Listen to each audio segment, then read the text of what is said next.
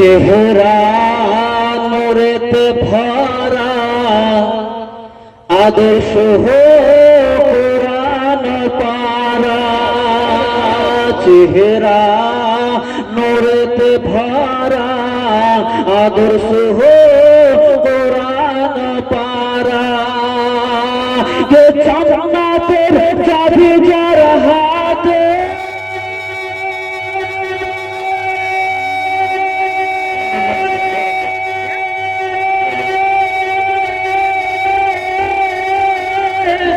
জান্নাতের চাবি যার হাতে তুমি তোমাদের সাহারা চেহারা নূরেতে ভরা আদর্শ কোরআন পারা চেহারা নূরেতে ভরা আদর্শ কোরআন পারা কে জান্নাতের চাবি যার হাতে তিনি তোমাদের সাহারা চেহারা নূরেতে ভরা আদর্শ কোরআন পারা পাথর কদম চুমে পাথর কদম চুমে বৃক্ষ দেখিল ঝুমে পাথর কদম চুমে বৃক্ষ দেখিল ঝুমে সেই নবীর জামালের সাহারায় জারি হয়ে পানির ধারা চেহারা নূরেতে ভরা আদর্শ কোরআন পারা তারে কুতি 567 নম্বর পৃষ্ঠার হাদিস লাইন নম্বর 11-12 কোন বাতিল ফিরকার সন্দেহ হলে দেখতে পারো লেখা আছে মান যারা কবরি ওয়াজাবাত লাহু শাফাআতি আল্লাহ রাসূল বলছেন যেই ব্যক্তি আমার রওজা আনোয়ারকে কবর শরীফকে মাজার মুকদ্দাসকে জিয়ারত করবে আমার উপরে ওয়াজিব হয়ে গেল সেই ভদ্রলোকদের জন্য শাফাআত করা উঁচু আওয়াজে বলুন সুবহানাল্লাহ সুবহানাল্লাহ বিরাদার ইসলাম মাজার আজকে যে জলসাটা হচ্ছে উদ্দেশ্য কিন্তু মাজারকে নিয়েই এই মাজার নিয়ে মহল্লা গ্রামের যুবকবৃন্দের পরিচালনায় বিরাট বাৎসরিক ধর্মীয় উরুস মোবারক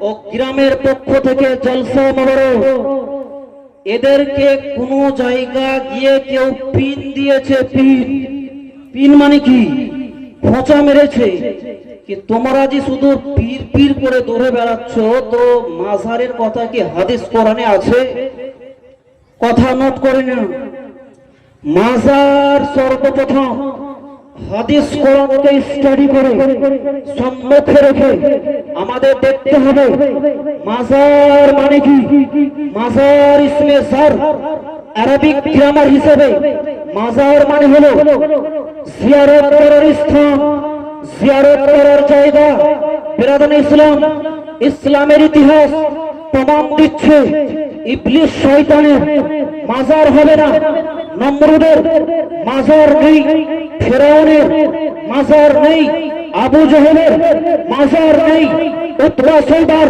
মাজার নেই আবু লাহাবের মাজার নেই ইয়াজিদ কাফির মাজার নেই কিন্তু বরাবর কোরআন হাদিস সহ ইসলামের ঐতিহাসিকগণ কলম ধারণ করে ইয়াদ বাক্যে লিখেছে আপনার হযরতে পৃথিবীর যিনি সর্বপ্রথম মানব হযরতে আদম সফিহুল্লাহ পয়গম্বর ওনার মাজার শরীফ আছে হযরতে ঈসা কালিমুল্লাহ পয়গম্বরের মাজার আছে হযরতে ইব্রাহিম খলিলুল্লাহ পয়গম্বরের মাজার আছে হযরতে ইসমাঈল জবিহুল্লাহ পয়গম্বরের মাজার আছে বড় পীর আব্দুল কাদের জিলানির মাজার আব্বাস আছে।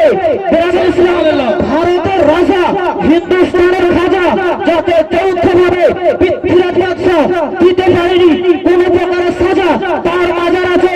মুজাদ্দেদ আল হোসাইনির মাজার আছে। আলা হযরতের মাজার আছে। মুফতি আজমিদের মাজার আছে। হুজুর আখতার রাজা তাজুল শরিয়ার মাজার আছে। বহুল্লা গ্রামের সরজমিনে পশ্চিম বাংলার ধরতিতে এই জলসার সাইডে আউলিয়ার মাজার আছে। সুবহানাল্লাহ সুবহানাল্লাহ মাশাআল্লাহ। বুঝতে পারা গেল মাজার শয়তান লোকের হয় না, পাপী লোকের হয় না, বেঈমানদের মাজার হয় না, মুশরিকদের হয় না, কাফেরদের হয় না, কোন ওহাবীর হয় না, বাতিল ফিরকার মাজার হয় না। মাজার হয় কেবল আহলে সুন্নাত যুক্ত যারা আউলিয়ায়ে কেরাম, নাম্বিয়ায়ে কেরাম, সাহাবায়ে কেরাম, পাক-পাঞ্জাত তাহাদেরই মাজার হয়। বেরাদুল ইসলাম, আপনি আমি সকলেই শুনে আসছি আল্লাহওয়ালা। বহু আমরা বলছি আল্লাহওয়ালা। আল্লাহওয়ালা মানে কি? আল্লাহওয়ালা কাকে বলা হয়? আল্লাহওয়ালা মানে মহল্লা গ্রামে সকালবেলা দেখবেন আলু বিক্রেতা টলিতে করে শাকসবজি নিয়ে ফসল আলু বিক্রি করতে আসে। আলুওয়ালা মানে কি? আলুওয়ালা মানে যাহার কাছে আলু পাওয়া যায় তাকে বলা হয় আলুওয়ালা। যার কাছে শাক পাওয়া যায় তাকে বলা হয় শাকওয়ালা। চা করে চা প্রাপ্ত হওয়া সম্ভব হয় তাকে বলা হয় চাওয়ালা। যার কাছে প্যান্ডেল ভাড়াই পাওয়া যায় তাকে বলা হয় প্যান্ডেলওয়ালা। যার কাছে মাইক ভাড়াই পাওয়া যায় তাকে বলা হয় মাইকওয়ালা। ফিফরামণি আল্লাহওয়ালা মানে যার কাছ থেকে স্বয়ং আল্লাহর অনুসন্ধান পাওয়া যায় সুবহানাল্লাহ। তাকেই বলা হয় আল্লাহওয়ালা ব্যক্তি। এই আপনার 11,000-এর কারেন্ট তার জয়েন করা আছে বিরাট বড় ট্রান্সফরমার। তার কাছে আপনার একটা সাদা রঙের বোর্ড, তার উপরে লাল বর্ণের অক্ষরে লেখা ডেঞ্জার, খতরা, সাবধান। তাহার মানে কি? হে পথের পথিক, রাস্তায় যাচ্ছে ভালো কথা, বাহাদুরি করে 11,000 ভোল্টেজের সঙ্গে বাহাদুরি দেখাতে যেও না, ক্ষমতা দেখাতে যেও না। কারণই হচ্ছে তোমার যদি প্রয়োজন থাকে 11,000 থেকে তার থেকে কানেকশন করে তোমার বাড়িতে নিয়ে গিয়ে ফ্যান চালার প্রয়োজন হলে ফ্যান চালাও, লাইট চালার প্রয়োজন হলে লাইট চালাও, মোবাইল চার্জের প্রয়োজন হলে মোবাইল চার্জে বসাও। আরো তোমার অন্যান্য কোনো প্রয়োজন হলে মোবাইল কি হচ্ছে অন্যান্য কোনো প্রয়োজন হলে সেটা তুমি উপকার পাও, উপকৃত হও। কিন্তু ভুল করে খবর পাও 11,000 তারের সঙ্গে বেয়াদবি করতে যেও না, গুস্তাখি করতে যেও না, শক্তি দেখাতে যেও না, বাহাদুরি করতে যেও না, পাইতারা করতে যেও না। যদি চাও তাহলে তোমার জানের খাতরা হবে। ফিফরামণি কোরআনে বরাবর আল্লাহ পাক মুসলমান মুমিনদেরকে ইতিসারা নয় সুস্পষ্ট ভাবে বলে দিয়েছে আলা ইন্না। আলা মানে হচ্ছে হে মুমিন মুসলমান সাবধান হয়ে যাও, ডেঞ্জার খতরা। আমার যারা বন্ধু, আমার যারা আউলিয়া আল্লাহ, আউলিয়া কেরাম, তাদের সঙ্গে বেয়াদবি করা, গুস্তাখি করা মানে ঈমানের ক্ষতি হবে। 11,000 তারে যেমন আপনার 11,000 টাওয়ারের আপনার ভোল্টেজ আছে, পাওয়ার আছে, আউলিয়াদের ভিতরে মদিনা ওয়ালা টাওয়ারের পাওয়ার আছে। সুবহানাল্লাহ। যার জন্য গুস্তাখি করা, বেয়াদবি করা অনুচিত হবে। আউলিয়াদের ব্যাপারে কটূক্তি ভাষা, তাদের উপরে আঙ্গুল তোলা থেকে দূরে থাকুন, সাবধান থাকুন। যাহারা ভণ্ড তাহারা আউলিয়া হতে পারে না, আর যাহারা আউলিয়া হন তারা জীবনে ভণ্ড হয় না। বেরাদুল ইসলাম, আউলিয়াদের সভাতে এলে আপনি লাভ কি পাবেন, উপকার কি হবে?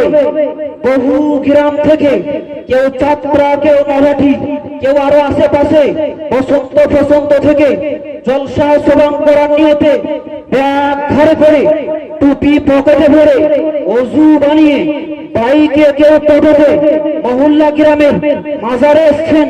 পাবেন কি, লাভ কি হবে? কথা নোট করে যান।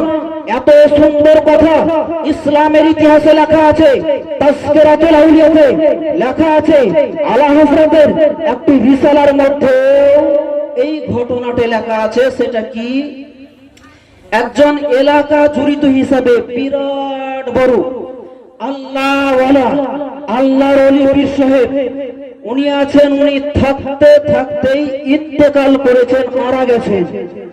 মাইকিং হলো, মুরিদ ভক্ত দরবারে থাকতো, প্রয়োজন হলে সব সমগ্র কাজকর্ম করত। মাইকিং হলো এলাকাতে, হুজুর মারা গেছে, অমুক টাইমে অমুক স্থানে হুজুরের জানাজার নামাজ অনুষ্ঠিত হবে। যেমনই বলা, হাজার নয় লক্ষাধিক করোড় করোড় বেহিসাব অগণিত লোকের হাজিরানে মজলিস। ওই মজলিসে একজন ব্যক্তি ছিল যে হলো কাফন চুরি করালো। ওর কর্ম ছিল সব জানাজায় যেত।